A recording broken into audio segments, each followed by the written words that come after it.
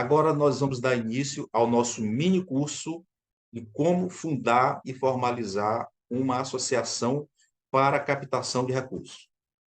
Eu preparei um slide que eu quero que você acompanhe. Nós vamos direto ao ponto, vai ser muito prático, sem muito arrodeio, não vamos nos aprofundar em questão legal, porque o objetivo aqui deste treinamento é que você crie a sua associação e deixar ela apta a captar recursos. Em outro momento, nós vamos nos aprofundar sobre algumas questões legais e outros pontos importantes.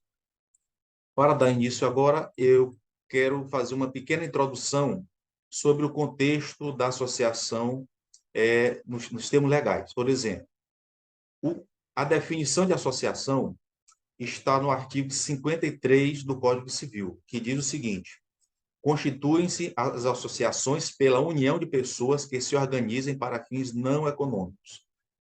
Em resumo, é muito prático entender. É uma associação de pessoas que vão se juntar para atividades não lucrativas. Essa definição é do Código Civil. Outra coisa importante que nós temos que observar é o que está na Constituição Federal, que diz que é plena a liberdade de associação para fins lícitos. A Constituição também fala que a criação de associações independem de autorização, ou seja, você pode fundar a sua instituição sem pedir autorização para quem quer que seja. Outro ponto importante é sobre a dissolução dessas instituições. Do mesmo modo que você pode criar a associação sem pedir permissão para o poder público, ela também só pode ser dissolvida pelo poder público se passar por um processo judicial que vai levar a essa dissolução. Outra questão importante é sobre a manutenção de associados na instituição. O Estatuto Social vai dizer os critérios de associação, mas o Estatuto não pode obrigar a pessoa a ficar associada e nem se manter associada. Ou seja, a Constituição garante que é livre a associação, a pessoa pode se associar e, da mesma forma, ela tem a liberdade de sair quando quiser. Outro ponto importante, fundamental, isso nós vamos ver com mais aprofundamento em outro momento, é sobre a legitimidade que a associação tem para representar seus associados. Por exemplo, uma união de moradores, uma associação de estudantes, ela pode representar os seus associados judicial e extrajudicialmente. Isso é um ponto importante, que dá muita relevância para as associações. Outra questão importante, legal, que nós temos que observar, é sobre o marco regulatório das organizações da sociedade civil, conhecido por MIROSC, que é a Lei 13.019 de 2014. Essa lei, nós vamos entrar em outras questões mais aprofundadas em outro vídeo, porque aqui nós vamos direto ao ponto para a criação da associação. Nós não vamos nos aprofundar nessa questão do MIROSC agora. Mas você deve entender que o MIROSC traz alguns requisitos obrigatórios que a associação deve seguir para firmar parceria com o poder público. Ou seja, o MIROSC ele traz a possibilidade de termos de colaboração, termos de fomento e acordo de parceria com o poder público, que envolve transferência de recursos. Para isso, a associação deve cumprir alguns requisitos que a lei exige. E, durante a formalização, nós já devemos colocar esses requisitos no Estatuto Social. Isso nós vamos ver mais à frente. A MIROSC também, ele traz algumas definições do que são organizações da sociedade civil sem fins lucrativos. Basicamente, o MIROSC trabalha com associações e fundações, sociedades cooperativas e organizações religiosas. Como eu falei, o nosso foco aqui são as associações. Em outro momento, nós vamos ver essas outras instituições. A definição de entidades sem fins lucrativos está no artigo 2º do MIROSC. E, basicamente, o que você tem que entender é que é o mesmo requisito que diz no Código Civil. São entidades privadas sem fins lucrativos, aquelas que não distribuem eventuais resultados e sobras de excedentes operacionais. Ou seja, se a instituição firmou uma parceria com o poder público, recebeu um recurso através de transferência e sobrou algum recurso, esse recurso que sobra, ele não pode ser destinado para distribuição entre os associados. O objetivo do recurso, mesmo que sobre, é para atingir a finalidade específica da associação, ou seja, ele deve ser dispendiado todo nas funções que estão no estatuto da associação. Se você fez uma parceria para determinado projeto, o recurso ele tem que ser empregado 100% naquele projeto que você firmou a parceria, seja projeto público ou seja parceria privada. Se sobrar algum recurso, esse recurso ele deve ser voltado para financiar a associação. Então, você pode pagar um aluguel, você pode pagar uma conta de água, uma conta de energia. O que você não pode fazer é pegar a sobra de recurso e distribuir entre os associados, porque aí você está descumprindo a lei e ela perde a característica de instituição sem fins lucrativos. A Miroski também traz, no mesmo artigo 2º, a definição de sociedades cooperativas e organizações religiosas. Como eu falei, esse não é o nosso foco neste curso. Aqui nós vamos focar em associações e com o objetivo de deixar pronta a documentação para a captação de recursos, em 5 passos rápidos e práticos, que é para que a gente, ao final deste curso, você esteja com a sua instituição fundada e apta a captar recursos. Então, nós vamos agora passar para o passo a passo. Nos próximos vídeos são rápidos e objetivos para que você possa, ao final, estar com tudo pronto para a captação de recursos. Vamos ao próximo vídeo. O primeiro passo importante que você deve fazer é criar uma comissão para a fundação. Qual é a finalidade dessa comissão para a fundação? Você vai reunir pessoas que tenham interesse em fundar aquela instituição. Esta comissão para a fundação vai fazer algumas definições importantes. E a primeira definição importante é a finalidade da instituição.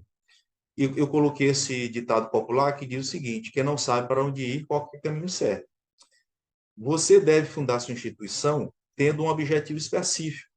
Não adianta você criar uma instituição, uma associação, com amplas finalidades, porque você não vai dar conta de atuar em todas aquelas finalidades tão amplas. Por isso, o importante, o ideal, é que você escolha finalidades específicas para que você possa trabalhar. Aqui eu trago alguns exemplos. Por exemplo, defesa dos direitos da criança e do adolescente, direitos da pessoa idosa, defesa dos direitos do consumidor, ajuda humanitária, esporte, cultura e qualquer outra finalidade que essa comissão pró-fundação vai definir.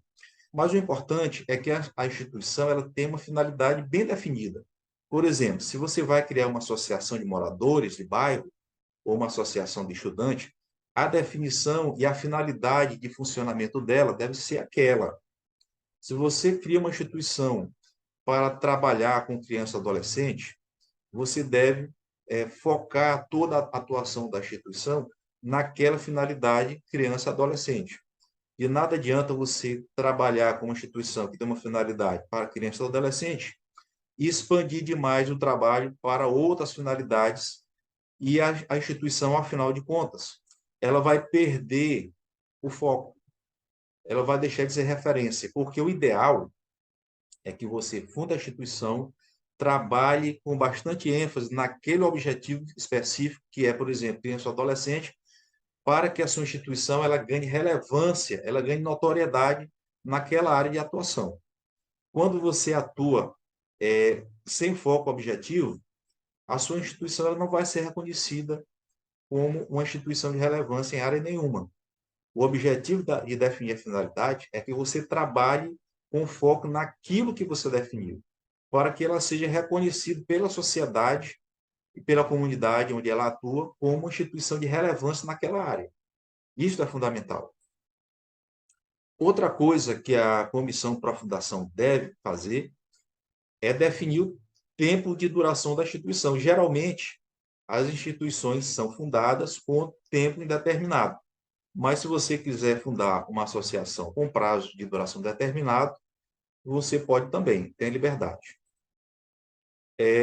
A comissão para a fundação vai escolher o nome a partir da finalidade. Por exemplo, se for uma união de moradores, vai definir União de Moradores do bairro tal. Clube de Mães, aí pode escolher o nome de uma das mães para batizar o nome da associação. União de Estudantes, por exemplo, União Municipal de Estudantes Secundaristas.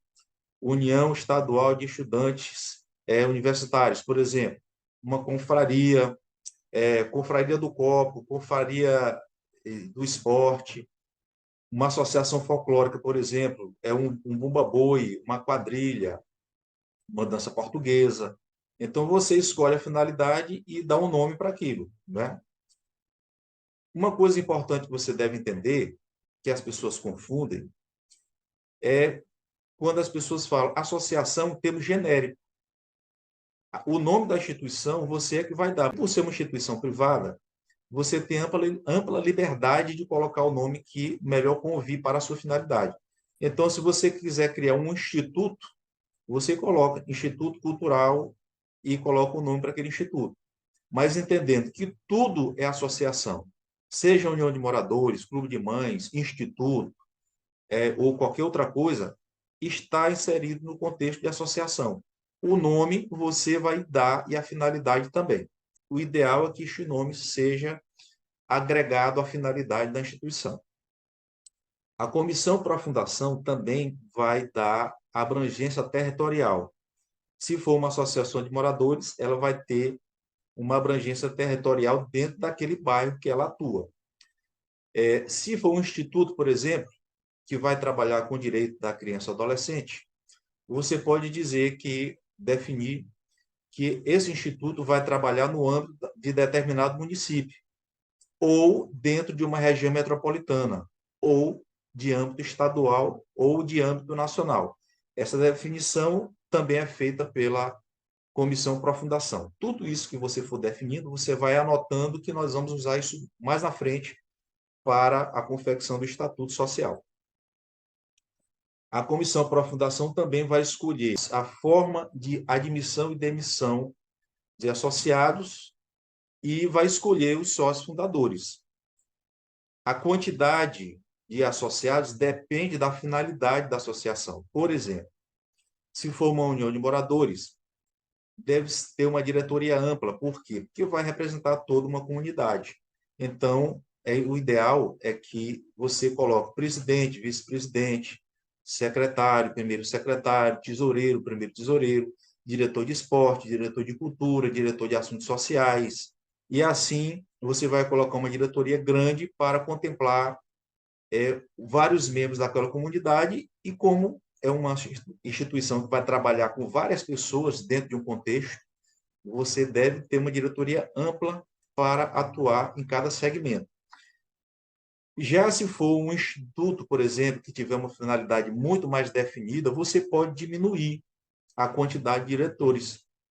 Você pode colocar apenas 5, 6 ou 7 diretores, presidente, vice-presidente, tesoureiro, secretário, um diretor de organização, um diretor social, lembrando sempre que você deve escolher o conselho fiscal. É fundamental que você escolha, junto da diretoria, você deve também escolher os membros do conselho fiscal, tá certo? Outro fato importante é que essas pessoas elas têm que ser maiores de idade, maiores de 18 anos e capazes. O que é capaz? Uma pessoa que não está interditada judicialmente. A comissão para a fundação também vai definir os direitos e deveres dos associados. Isso é fundamental que você faça essa definição, inclusive criando um regimento interno. Você vai definir os tipos de associados, sócios fundadores, sócios beneméritos, contribuintes, forma de admissão e demissão. Por exemplo, no seu estatuto social de uma união de moradores, serão admitidos como sócio todo morador que se associar à instituição que, dentro daquela abrangência territorial. E serão demitidos, esse é o termo que a lei usa, a admissão vai estar definida no estatuto e a demissão também vai estar definida no estatuto. E lembrando que você tem que dar a oportunidade de defesa e contraditório desta pessoa que vai ser desligada da associação. Esses requisitos que a comissão vai levantar, que estão escritos aqui na tela, você vai anotando e mais na frente você vai usar isso para o estatuto social. Importante também que os sócios fundadores, quando você fizer a escolha daquelas pessoas que vão participar da fundação da associação, você já deve fazer o levantamento dos dados dessa pessoa. Porque quando você for fazer a ata, preparar a documentação, você já tem isso tudo em mãos. Importante, você deve ter o nome completo dessa pessoa, o RG, o CPF, o endereço dessa pessoa, a profissão e o estado civil. Todos aqueles membros que vão participar da comissão da fundação da instituição, que vão estar na ata de fundação, essas informações são fundamentais para levar o cartório de registro. Outra coisa importante, você vai escolher o município sede. Toda associação é baseada em uma sede, em um município. E também deve estar na mesma base territorial. O que é isso? Uma associação de moradores, ela é uma associação de moradores de um município, um seguinte município, por exemplo, São Luís do Maranhão. Se a associação de moradores é de um bairro de São Luís, ela vai ser registrada em um cartório de São Luís. Se você cria um instituto de defesa dos direitos da criança e adolescente no âmbito estadual, com atuação estadual, você vai escolher o município dentro desse estado que vai sediar a associação. Se ela for em âmbito nacional, você vai escolher um estado e um município para sediar a associação. E o importante é que também, quando você for escolher o endereço da associação, o endereço ele tem que ter o registro imobiliário, tem que ter o IPTU. Por que isso? Porque quando você for levar para registro do CNPJ, a Receita Federal vai pedir que esse endereço, que vai ser a sede da instituição, ele tenha o IPTU, porque senão eles não vão registrar. Aí você vai ter que fazer uma ata de retificação de endereço para escolher um novo endereço. Isso é uma burocracia, vai demorar mais ainda para que você faça a fundação da sua instituição. Próximo passo. A comissão para a fundação também vai definir a forma de manutenção da instituição. Isso está definido também no Código Civil, né? Então, por exemplo, como é que essa instituição vai se manter? Você pode definir mensalidades. Todos os associados vão pagar mensalidades para a instituição e você define também os valores. Ela pode depender também de doações ou de vendas de produtos e serviços. Lembrando que quando eu falo de venda de produtos e serviços, não tira a característica de instituição sem fins lucrativos. Porque se você definir que uma forma de arrecadação de recursos é a venda de alguns produtos, por exemplo, você pode fazer camisas com o nome da instituição para vender e arrecadar recursos para a manutenção da instituição. Não perde a finalidade não lucrativa, porque todo o recurso arrecadado vai se voltar direto para a manutenção da instituição. O que você não pode é vender camisas, por exemplo, e pegar o dinheiro arrecadado e dividir entre os diretores, porque aí você está dividindo o lucro. A associação ela pode sim vender e ter lucro com a venda, mas esse lucro, esse valor arrecadado, deve ser para a finalidade de funcionamento da instituição. Ou seja, o valor que você arrecadar da venda desses produtos ou serviços, por exemplo, serviço, você pode dar alguns cursos. Os membros da associação podem trabalhar cursos de formação, de capacitação, cobrar por esses cursos e o recurso arrecadado você paga os instrutores e o que sobrar você usa para finalidade da associação. Pagar um aluguel, pagar conta de água, luz, comprar equipamentos. O que você não pode, lembrando, é distribuir esses recursos entre os diretores, porque perde a finalidade não lucrativa.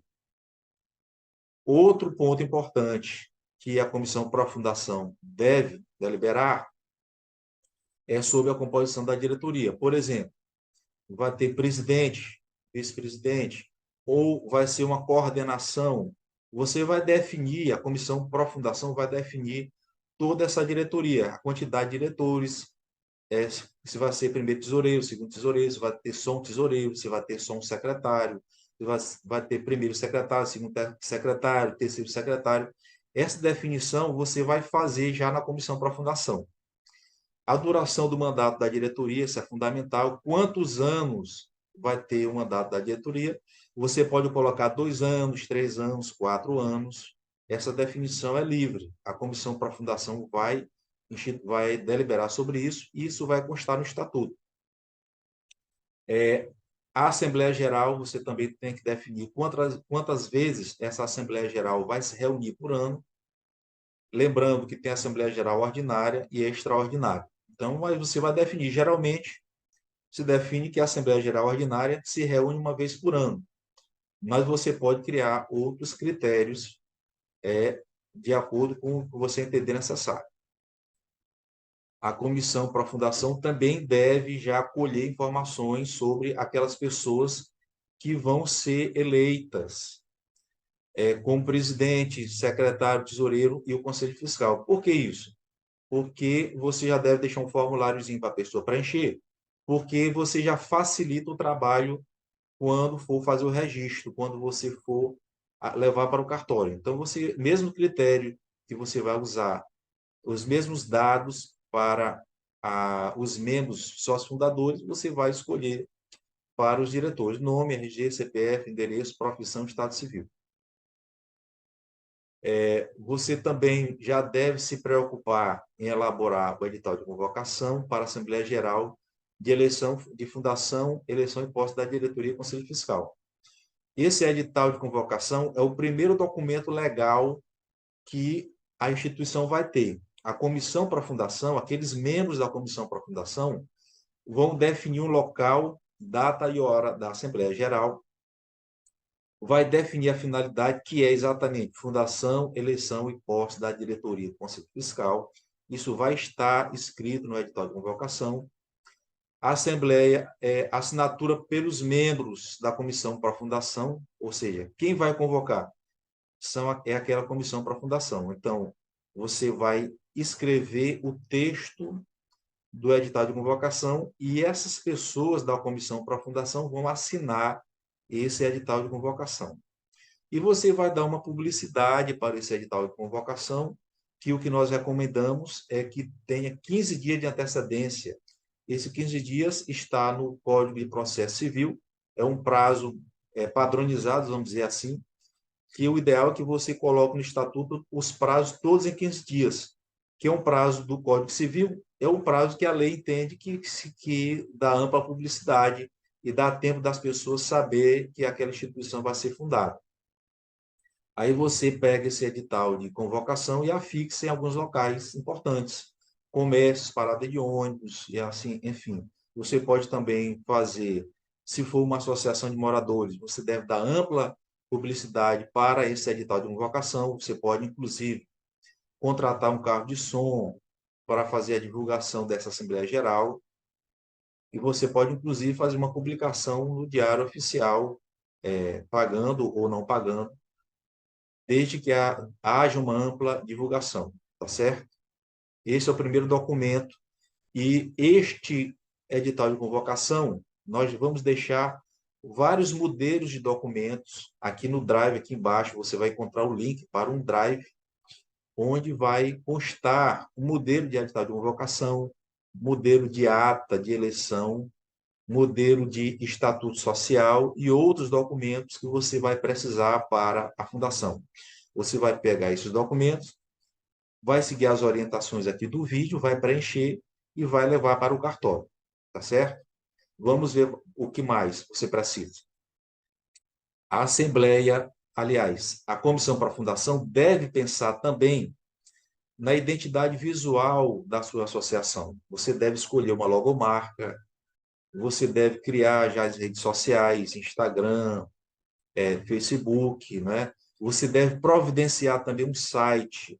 Depois que você tiver com o CNPJ registrado, você vai mandar esse CNPJ e essa ata de fundação para o Registro BR, que é a autoridade brasileira que trabalha com domínios de sites, e você vai pedir um site com o nome da associação e a terminação .org.br.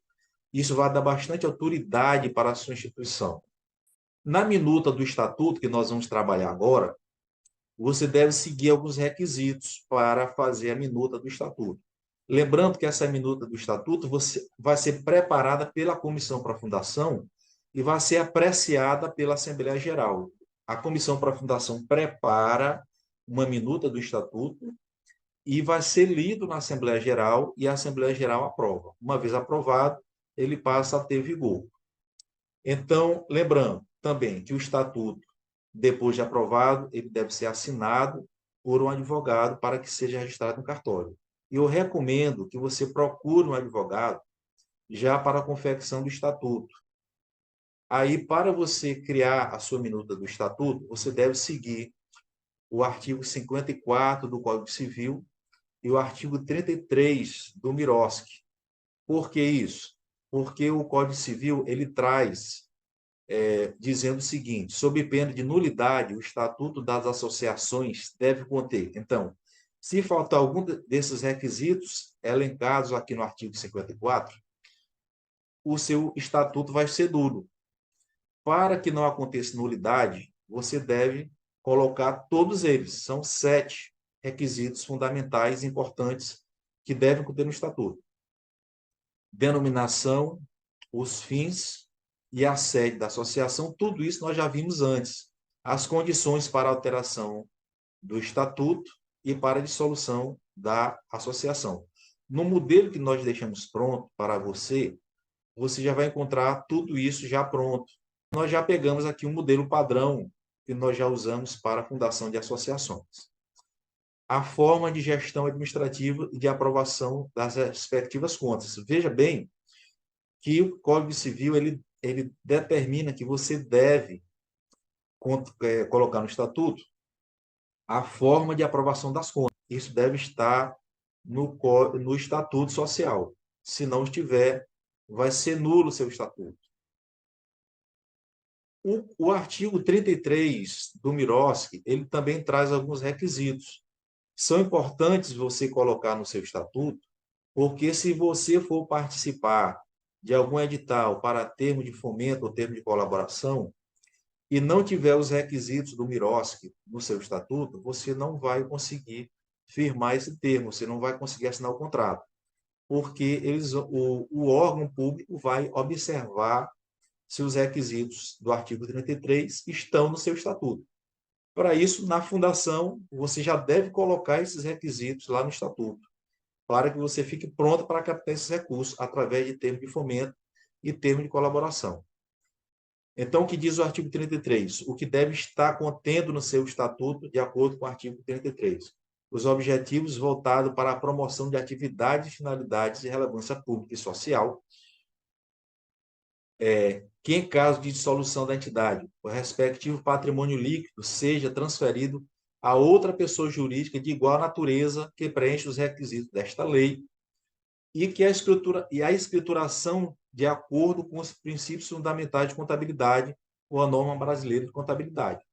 Ou seja, esses 3 requisitos você deve seguir no seu estatuto para que você possa firmar termo de parceria e termo de colaboração. Ou seja, para você receber recurso público através da lei da MIROSC, você deve cumprir esses 3 requisitos.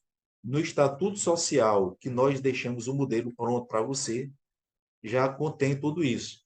Como eu falei, o nosso curso aqui é rápido, é prático, para que você possa, ao final, estar apto a captar recursos. E o Estatuto Social é fundamental que ele traga essas finalidades e essas definições dentro da lei, dentro do que exige o Código Civil e o que exige o MIROSC. E o prazo padronizado do Estatuto, que nós recomendamos, é o prazo de 15 dias. Por exemplo, prazo de convocação de Assembleia Geral. Coloque sempre 15 dias, porque este é um prazo que está no Código de Processo Civil. É um prazo legal, um prazo bastante razoável para que você possa dar publicidade, para que as pessoas possam ter conhecimento daquela Assembleia Geral que você vai convocar. Dando continuidade ao nosso mini curso de criação e formalização de associações, o primeiro passo que você viu é criar uma comissão para a fundação. Essa comissão para a fundação, como você observou, vai fazer todas as definições, escolhas do nome da instituição, base territorial, e vai elaborar a minuta do estatuto. E também vai preparar o documento, o edital de convocação para a Assembleia Geral. E agora nós vamos ver como é que vai se fazer essa Assembleia Geral. Reunidos os membros na data e local previsto no edital de convocação, a Assembleia vai escolher uma pessoa dentre os presentes para secretariar os trabalhos, ou seja, vai escolher o presidente da Assembleia e vai escolher também uma pessoa para secretariar os trabalhos daquela Assembleia. Vai ser a pessoa que vai secretariar e vai lavrar a ata daquela Assembleia Geral. O presidente da Assembleia escolhido vai declarar abertos os trabalhos da Assembleia e vai fazer a leitura do edital de convocação. Lembrando que a Assembleia só pode deliberar aquilo que estiver no edital de convocação. E eu faço mais uma ressalva. O edital de convocação que você já escreveu, já deu publicidade, ele deve ter uma finalidade específica de criação, de fundação da associação. Você não deve misturar nesse edital de convocação outra coisa. Você deve colocar especificamente a Assembleia Geral de Fundação, eleição e posse da diretoria e aprovação do estatuto. É isso que deve estar lá no edital de convocação. Você abriu a Assembleia, você vai fazer a leitura do edital de convocação. O próximo passo que você vai fazer, iniciar os trabalhos, é conferir a quantidade de pessoas que tem naquela Assembleia, que deve estar anotado na ata de fundação. Outro passo é fazer a leitura da minuta do Estatuto Social. Aquela minuta que a Comissão para a Fundação preparou lá atrás, quando você abre a Assembleia, você vai fazer a leitura da minuta do Estatuto Social para que os presentes eles acompanhem. De preferência que você imprima essa minuta e entregue para os presentes e deve fazer a leitura artigo por artigo, isso demora um pouco, para que as pessoas tenham conhecimento do que contém naquele Estatuto Social. E depois que você fizer a leitura, pode haver uma discussão, uma discordância de um artigo ou outro, e aí você vai anotar isso, vai adequar e vai fazer a aprovação do Estatuto. Então, é importante que a Assembleia Geral aprove o nome da instituição e o local onde vai ser a sede da associação. A Assembleia Geral também vai aprovar o tempo de duração do mandato da diretoria. Isso vai constar no Estatuto. Você deve deixar claro na ata de fundação que o tempo de duração da diretoria, por exemplo, é de 4 anos, é um prazo razoável. E isso deve conter no texto da ata de fundação. O seguinte passo é eleger a diretoria. Durante a Assembleia, você pode escolher uma diretoria única ou pode abrir para inscrição de chapas. Se tiver 2 chapas, você vai ler a relação dos membros dessa chapa, presidente, secretário, tesoureiro, e vai colocar a Assembleia para aprovar, aliás, para eleger a diretoria. Essa eleição ela pode ser por cédula, você vai preparar as cédulas, colocar uma urna, ou pode ser por aclamação. Geralmente, quando é uma diretoria, a primeira diretoria, é feita por aclamação.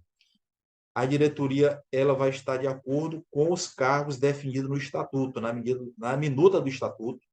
Primeiro você aprova o Estatuto, porque aquilo vai ter validade, e aquela diretoria que vai ser eleita vai ser a diretoria de acordo com o que foi aprovado no Estatuto. Ou seja, presidente, vice-presidente, secretário, tesoureiro. Aquela diretoria que foi aprovada no Estatuto vai ser aquela mesma sequência que vai ser eleita na Assembleia Geral. A Assembleia elege os membros da diretoria e, em seguida, a Assembleia elege os membros do Conselho Fiscal. Feita a eleição, o presidente da Assembleia vai dar posse imediata aos membros da diretoria e do Conselho Fiscal. Lembrando que quem for o presidente da Assembleia e quem é o secretário da Assembleia, não pode participar da diretoria do Conselho Fiscal. Por quê? Porque ele está presidindo a Assembleia e ele não pode, ao mesmo tempo, ser presidente da Assembleia e participar da diretoria que vai ser eleita, porque ele está conduzindo os trabalhos. Ele não pode conduzir o trabalho e ele mesmo se eleger depois. Por isso, o ideal é que você escolha alguém para presidir a Assembleia e que secretariar a Assembleia que não faça parte da diretoria e do Conselho Fiscal. Eleita a diretoria e o Conselho Fiscal, a própria Assembleia dá posse. Aí você pode, a partir daí, encerrar a Assembleia. Feito esses passos, o presidente da Assembleia vai suspender a Assembleia por um tempo para que seja lavrada a ata. Feito a lavratura da ata pelo secretário-geral, essa ata vai ser lida para a Assembleia e vai colher a assinatura dos presentes. Lembrando também que essa ata pode ser lavrada em livro de ata ou em folha avulsa. Tanto faz. Se você lavrar no livro, você vai fazer o termo de abertura do livro de atas e vai fazer a lavratura da ata nas páginas seguintes.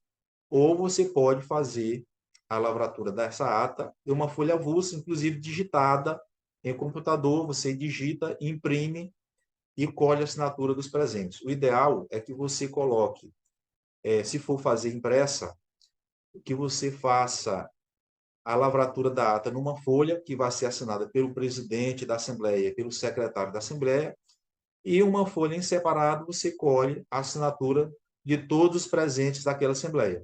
Lembrando também que todas as pessoas que estiverem presentes na Assembleia são sócios fundadores daquela instituição. E você deve colher todas as informações, como eu falei anteriormente, todos os dados dos sócios fundadores, porque isso vai estar numa lista que vai ser mandada para o cartório.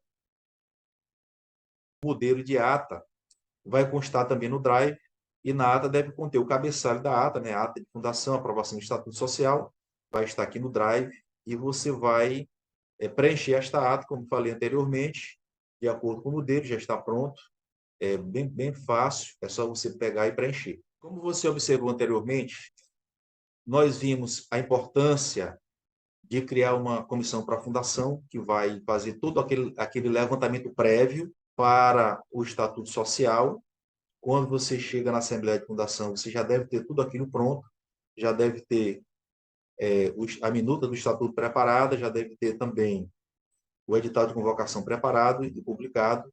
Aí você instala a Assembleia Geral, lavra a ata, e o passo seguinte, que é o terceiro passo, é o registro da entidade no cartório. Como é que isso vai ser feito? Bem, você vai fazer um requerimento ao oficial de registro. O modelo de requerimento também consta aqui abaixo. Você vai preencher. Esse requerimento é assinado pelo presidente eleito da associação, não é o presidente não é a pessoa que presidiu a Assembleia Geral, mas o presidente eleito da associação. Esse presidente eleito vai assinar o requerimento de registro, que tem um modelo aqui abaixo. Você vai juntar no requerimento de registro o edital de convocação, aquele assinado pelos membros da comissão para a fundação. Você vai juntar o Estatuto Social, que foi aprovado pela ata, aliás, pela Assembleia de Fundação, deve já estar carimbado e assinado por um advogado.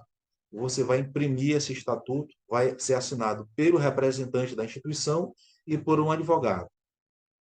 Você vai levar a ata a ata de fundação com as assinaturas dos presentes. Você vai também levar a relação nominal dos sócios fundadores. Isso você vai colocar numa folha em separado, a relação de todos os sócios fundadores, com aqueles dados que eu falei para você levantar anteriormente, nome completo, endereço, RG, CPF. Você vai fazer a relação dos sócios fundadores.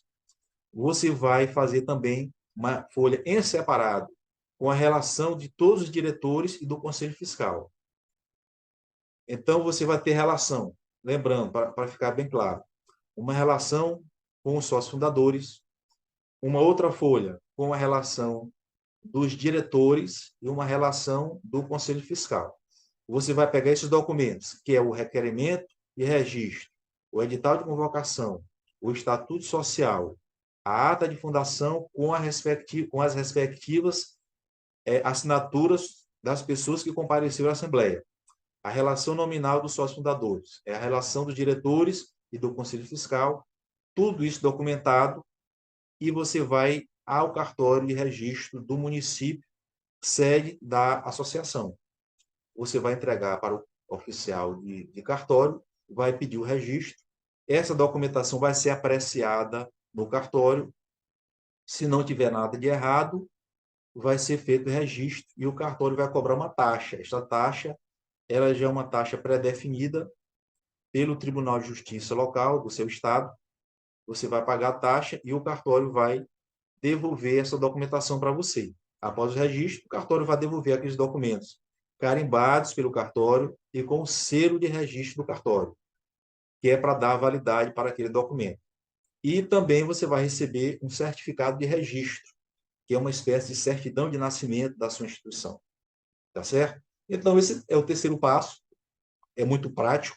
Quando tiver já com tudo pronto, você leva os documentos ao cartório e você vai dar existência jurídica para a sua instituição. Como você já viu nos primeiros passos, que é a comissão para a fundação, o segundo, que é a Assembleia Geral para a fundação da instituição, o terceiro passo é o registro em cartório, e o quarto passo agora é o registro no Cadastro Nacional de Pessoa Jurídica, ou seja, você vai tirar o CNPJ da sua instituição, você vai providenciar o certificado digital e o alvará de funcionamento na prefeitura. E também vai fazer a abertura da sua conta corrente.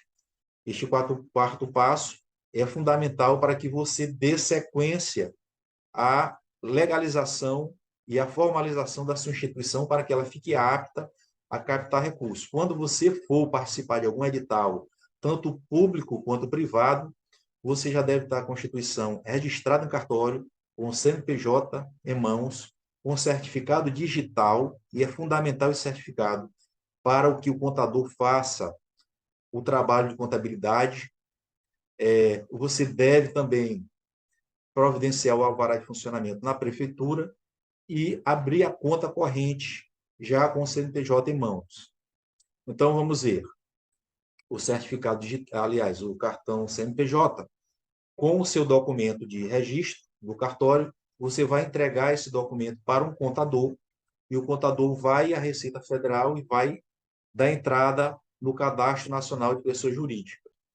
E eu lembrei para você, atrás, que a sede da instituição ela deve ser sediada em um endereço que contenha o IPTU, porque a Receita Federal ela vai registrar o CNPJ naquele endereço e ele deve ter IPTU. Se não tiver, ele não vai registrar. Lembrando também que o cartão CNPJ, o número do CNPJ, ele fica vinculado ao CPF do representante da instituição. Vai associar o CPF dela ao CNPJ. Para isso, é importante que o CPF esteja válido para que o contador possa fazer o registro do CNPJ, que vai estar vinculado ao seu CPF.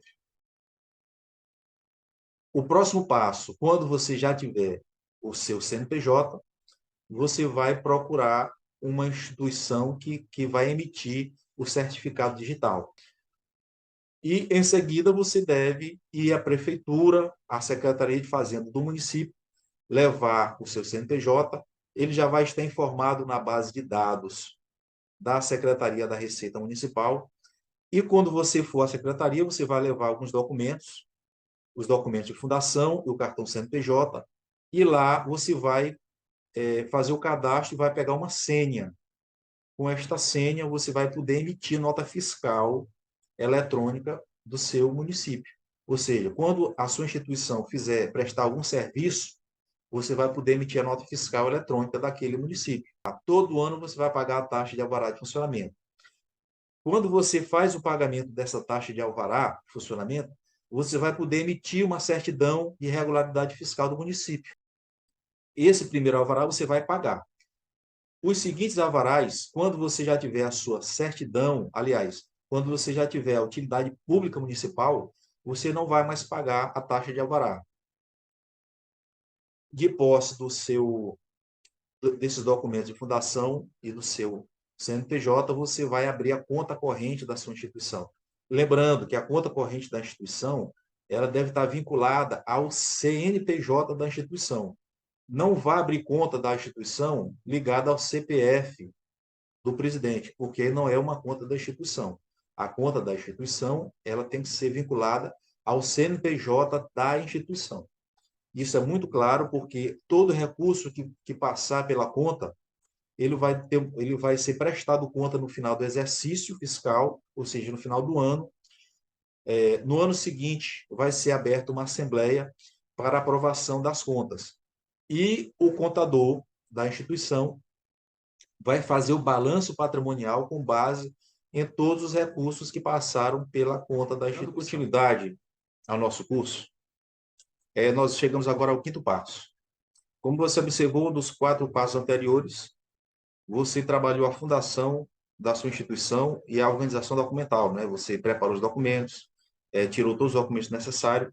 E esse quinto passo, ele é fundamental para quem quer captar recursos, captação de recursos a partir de editais públicos e privados. Porque os editais, eles exigem a apresentação de alguns documentos, além dos documentos de fundação e do cartão CNPJ, além de você ter uma conta aberta. E quais são os documentos? Nós vamos ver agora, eu trabalhei aqui neste slide, os documentos padrões que são pedidos por todos os editais. Esses são os documentos mínimos, que são as certidões de regularidade. Por exemplo, certidão negativa conjunta da União.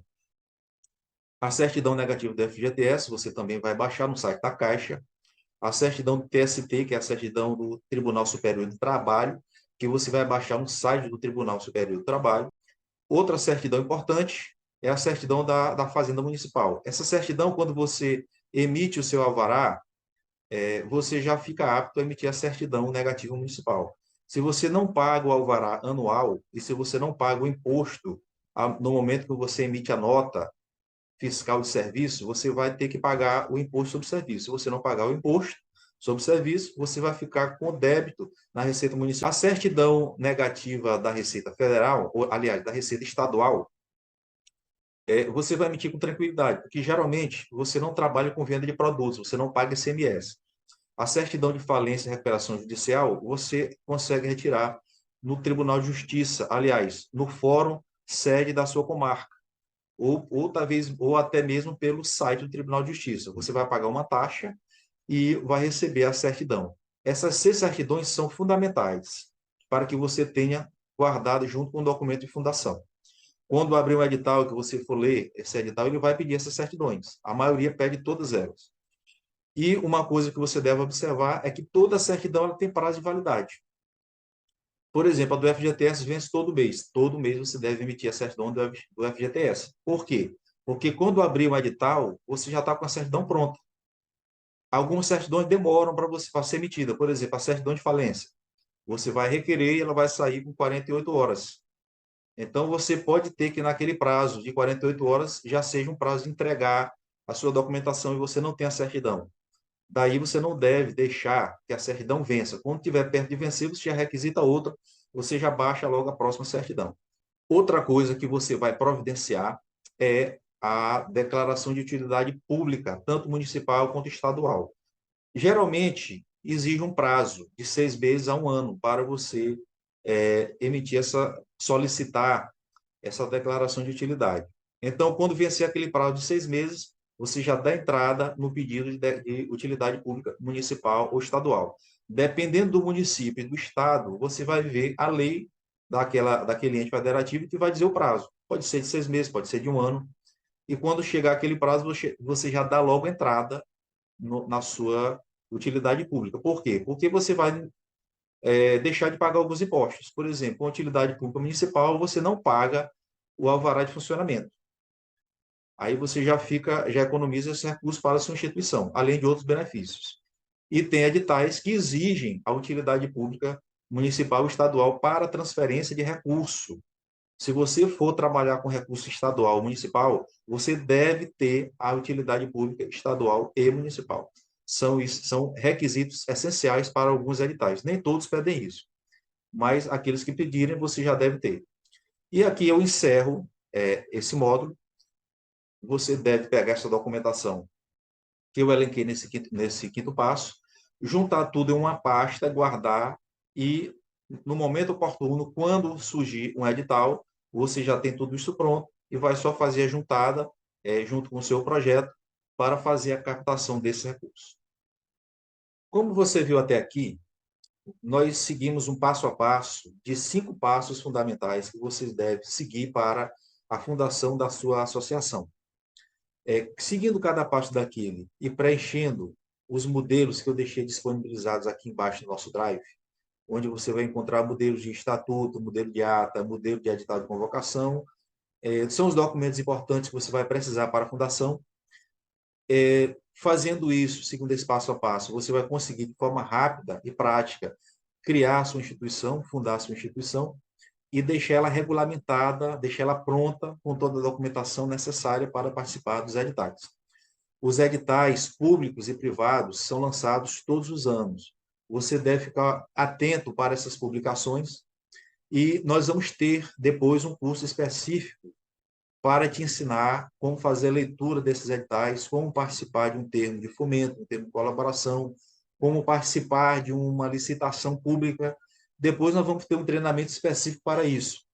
Mas, por hora, o objetivo deste mini treinamento é para que você possa abrir essa instituição e deixar ela formalizada, toda pronta, com toda a documentação. Se você seguir esse passo a passo, imprima toda essa documentação, deixe ela guardadinha, e quando surgir o edital, nós vamos fazer a leitura aqui dos editais futuramente, e você vai ver que, basicamente, os editais pedem quase todos a mesma documentação, que é esta que nós vimos aqui.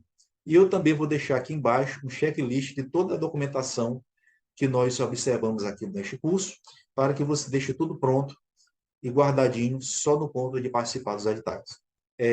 Futuramente nós vamos ter outros cursos para capacitar a sua instituição e os dirigentes a participar de editais e até de licitações. Obrigado pela participação de todos e até o próximo curso.